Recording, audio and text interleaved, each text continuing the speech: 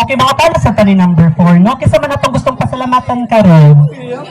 Ang akong mama, ug akong tita, ug si Ate Panyang, ug akong mga friends, ug si Kuan, si G, ug Lord, daghang salamat kaayo kaninyong tanan. So nakabati mo no, daghang salamat ninyo. Okay, kisa man sa lang atong gustong pasalamatan candidate number 5.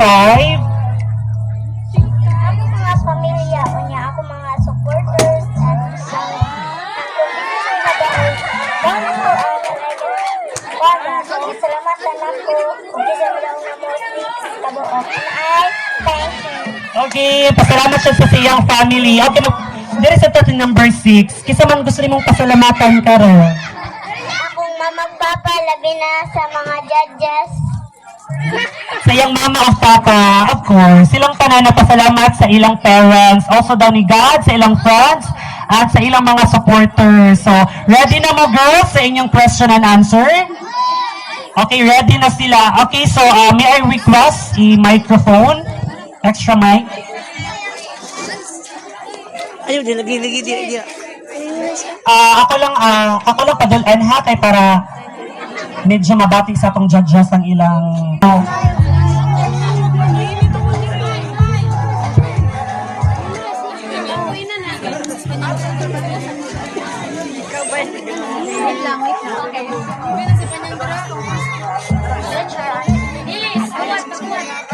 Okay, so, i-inform, mga pa sa ninyo ha, ang judges, girls, mag-ask sila ang question, pagpangatanan nila, di na mo to ba? Inhale, exhale, smile, diba, hello, smile lang mo girl, diba, smile, diba, ano lang, okay, so, ang question is, ma-questionin mo ang atong judge, then, matubag ka sa iyang answer, okay? Okay. Hello, MJ. So here's your question. If you were Miss Steel Rods 2026, who would you like to thank first and why? First, that's Egan Mama, because they are the foundation of love and support teaching me the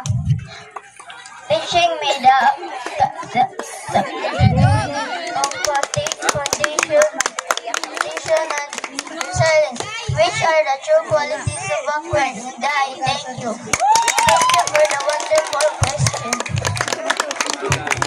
Miss Andrea Shea Gilman.